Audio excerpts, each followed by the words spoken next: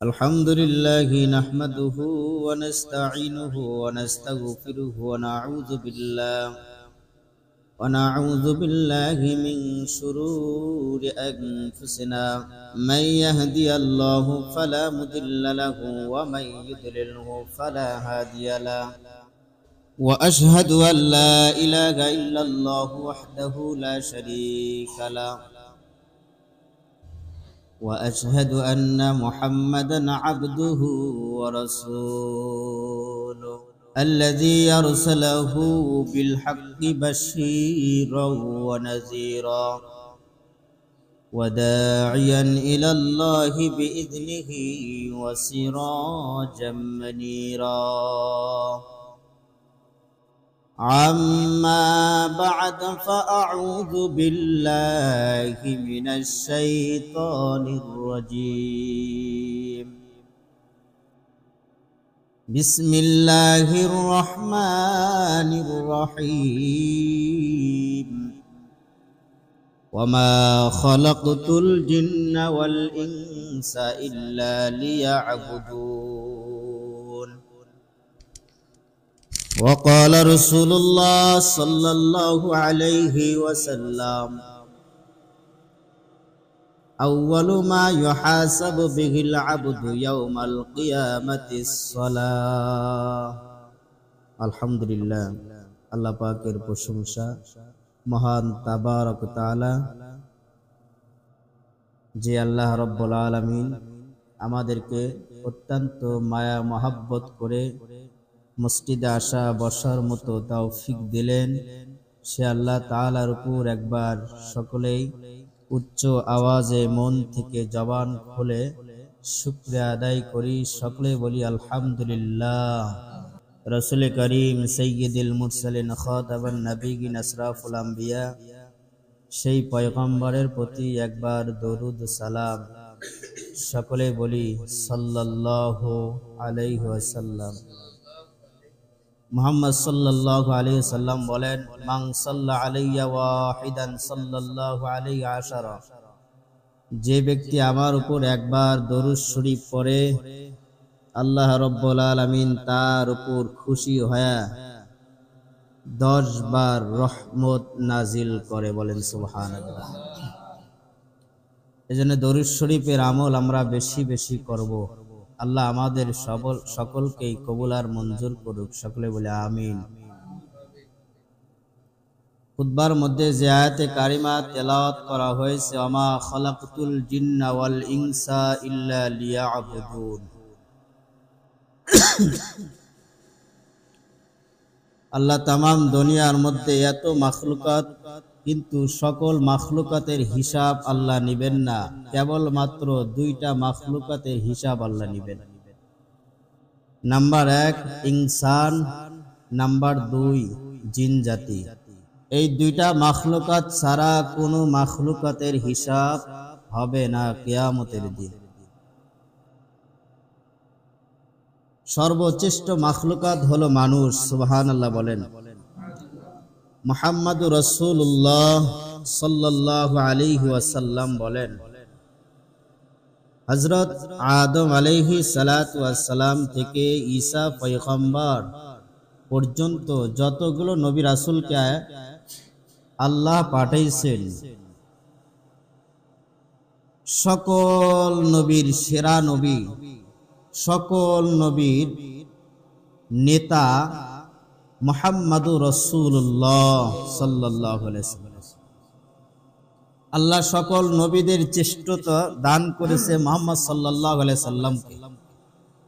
নবীজি বলেন কয় আদম থেকে ঈসা পয়গম্বর পর্যন্ত যতগুলো নবী রাসূলের উম্মতি আছে সমস্ত উম্মতের চাইতে আখিরি জামানার পয়গম্বর মুহাম্মাদুর রাসূলুল্লাহ সাল্লাল্লাহু আলাইহি ওয়াসাল্লামের উম্মতের সবচেয়ে বেশি দাম, সুবহানাল্লাহ। হাদিস শরীফের মধ্যে আছে কয় মুহাম্মাদুর রাসূলুল্লাহ সাল্লাল্লাহু আলাইহি ওয়াসাল্লামের উম্মত আগে জান্নাতে যাবে, অন্য কোন নবীর উম্মত আগে জান্নাতে যেতে পারবে না যতক্ষণ না পর্যন্ত রসুল করিম সৈয়দুল মুরসালিন আখিরি জামানার পয়গম্বর, এই রসুলের উম্মত যতক্ষণ না পর্যন্ত জান্নাতে যাবে না ততক্ষণ পর্যন্ত অন্য কোন রসুল নবীর উম্মত জান্নাতে যেতে পারবে না। সুবহানাল্লাহ। তাহলে আমরা এমন একটা নবীর উম্মত, আমরা অনেক দামি একজন নবী, অনেক দামি একজন পয়গম্বর। এই পয়গম্বর এর পরে কোনো পয়গম্বর আসবে না। আল্লাহ পয়গম্বর আসার যে লাইন, সে লাইনটা স্টপ করে দিয়েছে, বন্ধ করে দিয়েছে। মুহাম্মদুর রাসূলুল্লাহর পরে আর কোন রসুল আসবে না। নবী আসার দরজাগুলো বন্ধ, পয়গম্বর আসার দরজাগুলো বন্ধ। ভাই দোস্ত বুজুর্গ, আমরা এত দামি একজন নবীকে পাইছি, এত দামি একজন নবীর উম্মত আমরা। সেই নবীর প্রতি আমাদের ভালোবাসা আছে না নাই? সকলে বলেন আছে? অবশ্যই আছে। সেই নবীর প্রতি ভালোবাসা অবশ্যই আমাদের থাকতে হবে, থাকবে আজীবন কিয়ামত পর্যন্ত। এই নবীর ভালোবাসায় দেখানোর জন্য একজন সাহাবী পাগল পারা হয়ে গেছিল। হযরত বেলাল রাদিয়াল্লাহু আনহু, নাম শুনিনি আমরা? হযরত বেলাল রাদিয়াল্লাহু আনহু। বেলাল কেমন পাগল ছিল! সে আফ্রিকার জঙ্গল থেকে এসে মদিনার দিকে আসলেন, উমাইয়ার বাড়িতে গোলামি করলেন। উমাইয়ার বাড়িতে দীর্ঘদিন গোলামি করলেন। কিন্তু হযরত বেলাল একদিন ভাবতেছে, এই মদিনার মধ্যে এমন একজন ব্যক্তি আছে, পৃথিবীর যত মাখলুকাত, যত মানুষ, যত কিছু আল্লাহ বানাইছে, সর্বশ্রেষ্ঠ একজন মানব, সর্বশ্রেষ্ঠ একজন মানুষ, তার নাম মুহাম্মাদুর রাসূলুল্লাহ সাল্লাল্লাহু আলাইহি ওয়াসাল্লাম। বেলাল শুনছেন এমন একজন মানুষ যে মদিনাতে আসছে। বেলাল এটা শুনছে। উমাইয়ার গোলামি করে, উমাইয়ার বাড়িতে অনেক উট ছিল, সে কাজ কাম করত, গোলামি করত তার। উমাইয়া তাকে খুব ভালোবাসতো প্রথমে, কিন্তু বেলাল হঠাৎ করে একদিন রাত্রে বেলায় খবর পেয়েছে অমুক এলাকার মধ্যে একজন ব্যক্তি আছে, আল্লাহ তাকে পাঠাইছে, পয়গাম দিয়ে পাঠাইছেন, কোরআন দিয়ে পাঠাইছেন, কোরআনের আলো তামাম দুনিয়ার মধ্যে ছড়িয়ে দেওয়ার জন্য, কোরআনের দাওয়াত, কালেমার দাওয়াত তামাম দুনিয়ার মধ্যে, পৃথিবীর মধ্যে ছড়িয়ে দেওয়ার জন্য আল্লাহ পাঠাইছেন। এমন একজন মানুষ আছে, আমি এখানে বসে থাকি, উমাইয়ার বাড়িতে গোলামি করি না, একদিন আমি যাব মুহাম্মদ রাসূলুল্লাহর কাছে। সুবহানাল্লাহ বলেন। হযরত বেলাল রাদিয়াল্লাহু আনহু চিন্তা করলেন একদিন যাব। বেলাল গেলেন। আল্লাহ রাসূলুল্লাহ সাল্লাল্লাহু আলাইহি সাল্লামকে বলেন, ইয়া রাসূলুল্লাহ সাল্লাল্লাহু আলাইহি সাল্লাম, আমাকে আপনি কালেমা পড়িয়ে দেন। সুবহানাল্লাহ। নবীজি বলেন, কালেমা লা ইলাহা ইল্লাল্লাহু মুহাম্মাদুর রাসূলুল্লাহ সাল্লাল্লাহু আলাইহি সাল্লাম। আল্লাহর নবী ডাক দেয়া বলতেছেন, বেলাল, এটা এমন একটা কালেমা বাবা, এমন একটা কালেমা, এই কালেমার তেজ, কালেমার ওজন তুমি কি সহ্য করতে পারবা? বেলাল রাদিয়াল্লাহু আনহু ডাক দেয়া বলে, ইয়া রাসূলুল্লাহ, ইয়া হাবিবাল্লাহ, কেমন ওজন জানি না। আল্লাহর নবী ডাক দেয়া বলতেছেন, কয় বেলাল রে, ভালো করে তুমি শুনে রাখো বেলাল, এটা এমন একটা কালেমা, এতদিন পর্যন্ত উমাইয়ার ঘরের মধ্যে, উমাইয়ার বাড়ির মধ্যে ভালোই ছিলা, কিন্তু যখন তুমি কালেমার দাওয়াত দেওয়া শুরু করবা, মানুষের মধ্যে কালেমা পড়া শুরু করবা, এক আল্লাহর দাসত্ব যখন করবা বেলাল, তোমার মাথার মধ্যে এমন জুলুমকারী বোঝা চাপিয়ে দেবে, তুমি সহ্য করতে পারবা না। বেলাল রাদিয়াল্লাহু আনহু ডাক দিয়ে বলে, ইয়া রাসূলুল্লাহ, ইয়া হাবিবাল্লাহ, আপনি কোনো টেনশন করবেন না, চিন্তা করবেন না হুজুর। মানুষের দেখি জ্বর আসে, তবে জ্বরের একটা ট্যাবলেট খায়, ভিতরে যে মিশিয়ে যায়। ইয়া রাসূলুল্লাহ, ইয়া হাবিবাল্লাহ, যেরকম জ্বর আসার পর জ্বরের একটা ট্যাবলেট ভিতরে যাওয়ার পরে মিশিয়া যায়, বাহির করার কোনো শক্তি নাই, আমি এমন একটা নবীর ট্যাবলেট খাইবো, এমন একটা নবীর কালেমা পড়বো হুজুর, দুনিয়ার যত মানুষ আমার উপরে বোঝা চাপায়া দেখ না কেন, কোনো সমস্যা নাই, যত জুলুম নির্যাতন করুক না কেন, কোনো সমস্যা নাই। ইয়া রাসূলুল্লাহ, ইয়া হাবিবাল্লাহ, আমাকে কালেমা পড়ায় আপনি মুসলমান বানায় দেন। বলেন সুবহানাল্লাহ। আল্লাহর নবী আলাইহিস সালাতু ওয়াস সালাম বিলাল রাদিয়াল্লাহু আনহুকে কালেমা পড়ায়া মুসলমান বানায় দিলেন। বিলাল কালেমা পড়ে মুসলমান হওয়ার পর উমাইয়ার বাড়িতে চলে গেলেন। উমাইয়ার বাড়িতে আবার গোলামি শুরু করলেন। হঠাৎ করে বিলাল জিকির করতেছেন ঘরের ভিতরে, আহাদ আহাদ আহাদ। এই শব্দগুলো কেমন জানি জিকির ধীরে ধীরে ধীরে ধীরে প্রথম হয়, ধীরে ধীরে প্রথম হতে হতে এমন উচ্চ স্বরে বলে, হঠাৎ করে উমাইয়া জালিম শুনতে পেরেছে আমার ঘরের মধ্যে মুহাম্মাদুর রাসূলুল্লাহর কালেমার দাওয়াত। বলেন সুবহানাল্লাহ। বিলালকে ডাক দিয়ে বলো, বিলাল, কালেমা পড়ছনি? মুহাম্মদ সাল্লাল্লাহু আলাইহি সাল্লামের কাছে কালেমা পড়ছনি? তাড়াতাড়ি বলো।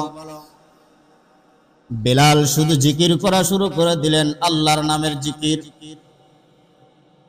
বিলাল শুধু আল্লাহর নামের জিকির শুরু করে দিলেন। উমাইয়া তাকে মারপিট করলেন, এত জোরে জোরে আঘাত করলেন। বিলাল কি যত আঘাত করে তাফসিরের মধ্যে দেখলাম রে বাজান, বিলালকে যত আঘাত করলেন বিলালের আওয়াজ আল্লাহ রাব্বুল আলামিন আরো আগের চাইতে বেশি বাড়ায়া দেয়। বলেন সুবহানাল্লাহ। এই হযরতে বিলাল রাদিয়াল্লাহু তাআলা আনহু পৃথিবীর শ্রেষ্ঠ একজন মুয়াজ্জিন ছিল। কি ছিল? পৃথিবীর মধ্যে এত আগে কেউ আজান দেয় নাই, বিলালের আগে কেউ আজান দেয় নাই। বিলাল যা আজান দিয়েছেন, আজকে আমরা মসজিদের মুয়াজ্জিনকে দেখতে পারি না, মসজিদের ইমামকে দেখতে পারি না, মসজিদের খতিবকে দেখতে পারি না। ওলামা ইকরাম দেখলে আমাদের কেমন জানি শরীরের মধ্যে চুলকানি উঠে যায়।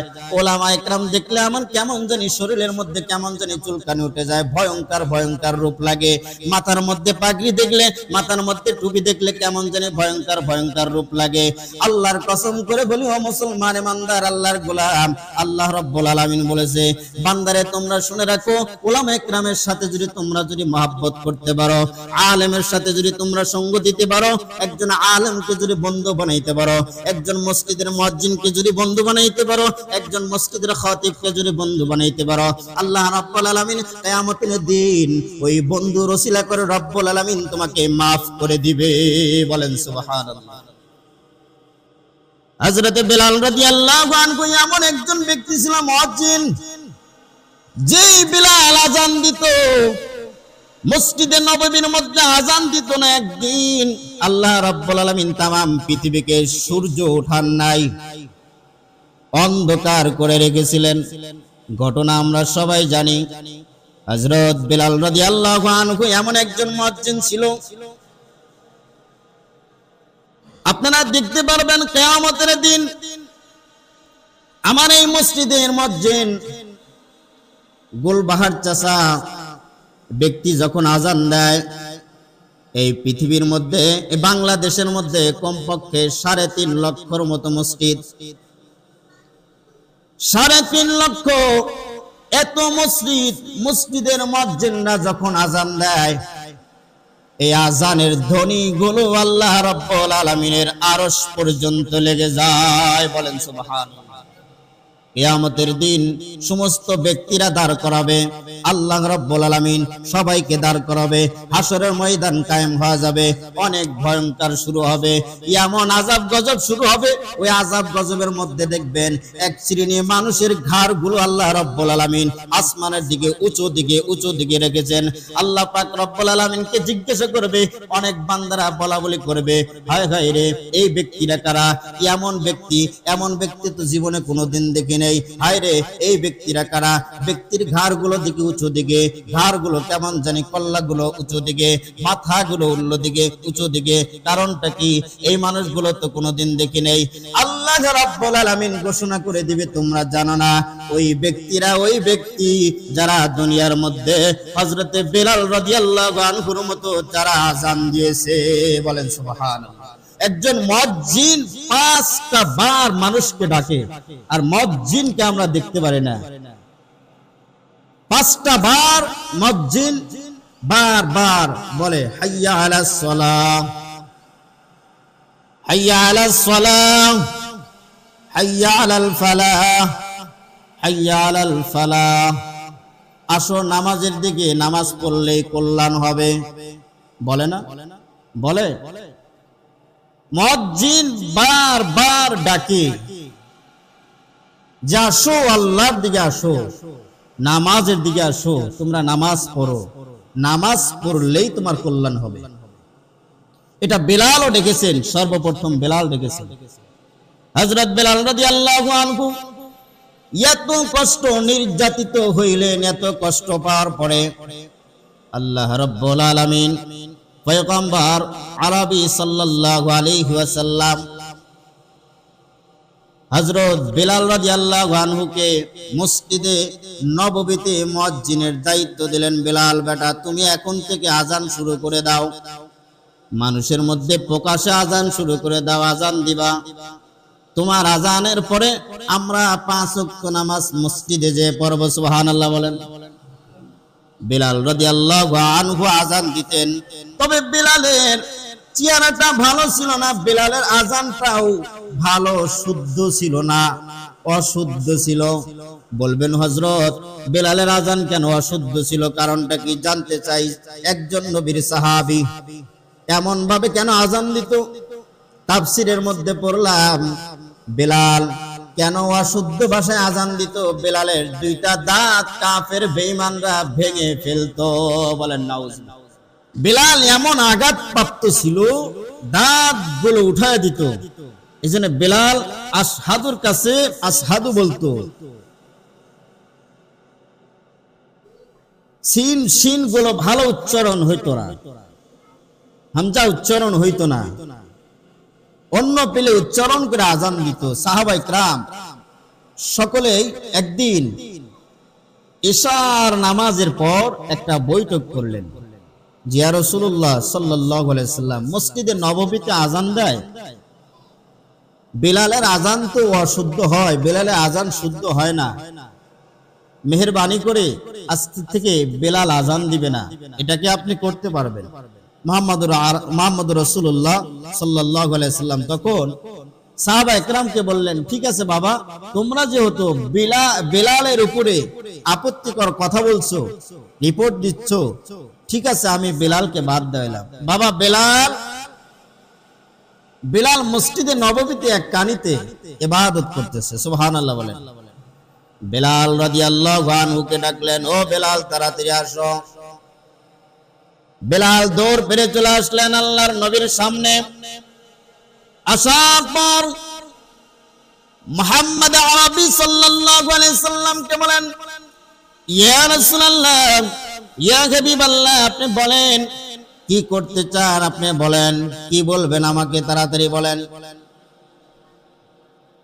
আল্লাহর নবী ডাক দেয় বলে, কয় বাবা, মসজিদে নববীতে আর তুই আযান দিস না, আজ থেকে মসজিদে নববীতে আযান দিবে উম্মে মাকতুম রাদিয়াল্লাহু আনহা। উম্মে মাকতুম কই?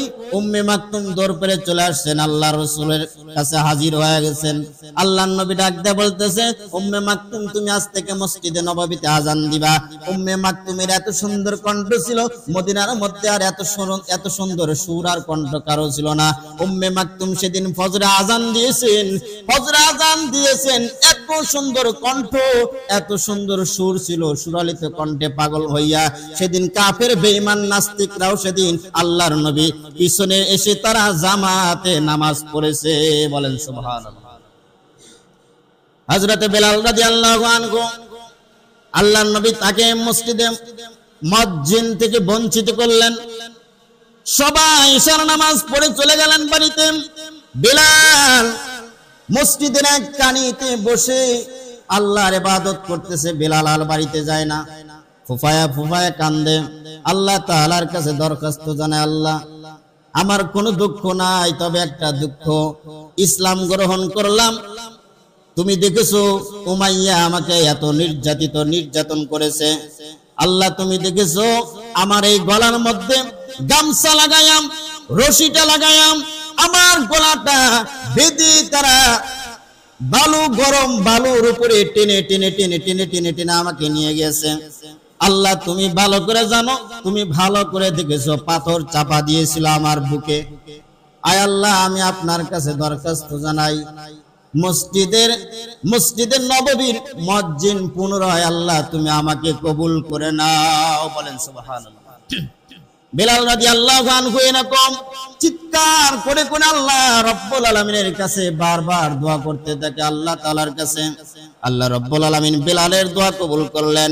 আল্লাহ রাসূলুল্লাহ সাল্লাল্লাহু আলাইহি সাল্লাম নামাজ পড়ার জন্য আসলেন, নামাজ পড়বেন, ফজরে আজান হয়েছে এবং দেখতেছেন হাজার হাজার মানুষ দিয়া মসজিদে নববীতে ভরপুর হয়ে গেছে।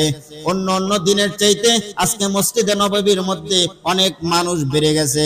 আল্লাহর নবী খুশি হয়ে গেছেন, এতগুলো মানুষ নিয়ে আজকে আমি নামাজের মধ্যে দাঁড়াবো, নামাজ পড়বো, ভালোই হয়েছে। মুয়াজ্জিন আজান দিয়েছে, আজানের চোটে মনে হয় আজানের সুরে তালে তালে সমস্ত ব্যক্তিরা চলে আসছে। আজকে মনে হয় ভালো হবে, দোয়াটা মনে হয় কবুল হবে। পয়গম্বর আরবি সাল্লাল্লাহু আলাইহি সাল্লাম যাই নামাজের মধ্যে বারবার দাঁড়ায় আর ওই জানালা দিয়া উঁকি মেরে দেখে না সূর্য এ পর্যন্ত ওঠে না। তখন কোনো ঘড়ি ছিল না, তখন কোনো ইন্টারনেটের যুগ ছিল না, মোবাইল ছিল না, তখন কোনো টুইটার ছিল না, তখন কোনো ফেসবুক ছিল না, তখন কোনো ইউটিউব ছিল না। ও আমার বন্ধুগণ, এবার আল্লাহর নবী আলাইহিস সালাতু ওয়াস সালাম যাই নামাজের মধ্যে দাঁড়ায় গেলেন। যাই নামাজের মধ্যে দাঁড়ায়া নামাজ শুরু করবেন, এখনো দেখতেছে সূর্য ওঠে না। কারণটা কি? আল্লাহর নবী আলাইহিস সালাতু ওয়াস সালাম বসে পড়লেন, আবার দাঁড়ায় গেলেন। তাফসীরের মধ্যে বলেন কয় তিনবার মুহাম্মাদুর রাসূলুল্লাহ এরকম কাজটা করলেন। তিনবারে মাথায় উঠা, এবার জানালা দিয়ে ফুঁকি মেরে দেখতেছে, কয় না আসতেছে না, এ পর্যন্ত তো সূর্য ওঠে না। কারণটা কি? এরকম তো কোনোদিন হয় নাই, সূর্য তো এরকম কোনোদিন করে নাই, আজকে এরকম হচ্ছে কেন? এবার হযরতে বেলাল রাদিয়াল্লাহু আনহু কিন্তু ওই যে মসজিদে নববীতে বসে কান্না করতেছে, আল্লাহ তাআলার কাছে দরখাস্ত দিতেছে। আল্লাহ রাব্বুল আলামিন হযরতে জিবরিল আলাইহিস সালাতু সালামকে পাঠিয়ে দিয়েছেন। জিবরিল ডাকতে বলতেছে, ইয়া রাসূলুল্লাহ, ইয়া হাবিবাল্লাহ, এই মসজিদে নববীর মধ্যে আজকে কি আজান হয় নাই? আল্লাহর নবী আলাইহিস সালাতু সালাম ডাকতে বলতেছে, কয় না, কে বলেছে আজান হয় নাই? বরং এর আগে যে আজান দিয়েছে, এতদিন আজান দিয়েছে অশুদ্ধ আজান হয়েছে, কিন্তু আজকে যে ব্যক্তি আজান দিয়েছে উম্মে মাকতুম রাদিয়াল্লাহু আনহু, উম্মে মাকতুমের কণ্ঠ বড় সুরালিত কণ্ঠ, অনেক সুন্দর কণ্ঠ দিয়ে আজান দিয়েছে। কে বলেছে আজান শুদ্ধ হয় নাই? কে বলেছে আজান হয় নাই? না, প্রত্যেকটা দিন যেইভাবে আজান দিয়েছে তার চাইতে ভালো হয়েছে। জিবরিল আমিন ডাকতে বলতেছে, কয় ইয়া রাসূলুল্লাহ, সত্যি এই মসজিদের মধ্যে আজান হয় নাই, কারণ এই আজানের আওয়াজটা আল্লাহ রাব্বুল আলামিনের ওই আরশ মহল্লায় যায়া পৌঁছায় নাই। বলেন সুবহানাল্লাহ। হযরত বেলাল যে আজান দিয়েছে, বেলাল আজান দেয়, হুজুর বিলালের কণ্ঠ তেমন ভালো না, বিলালের চেহারাও তেমন ভালো না, বিলালের চেহারা আকৃতিও তেমন ভালো না। বিলাল একজন কালো কুৎসিত মানুষ ছিল, তবে বিলালের আজানটা আল্লাহ রাব্বুল আলামিন এত পছন্দ করেছে, উম্মে মাকতুমের আজান আল্লাহ রাব্বুল আলামিন পছন্দ করেন নাই। আপনি যদি এখনো যদি বাঁচতে চান, মেহেরবানি করে বিলালকে দিয়ে আজান দেওয়ান। বিলালকে যদি আজান যদি না দেয়, বিলাল যদি মসজিদে নববীতে আজান না দেয়, কিয়ামত হয়ে যাবে। কিয়ামত পর্যন্ত আর কখনো দেখবেন এই আসমানের মধ্যে সূর্য উঠবে না।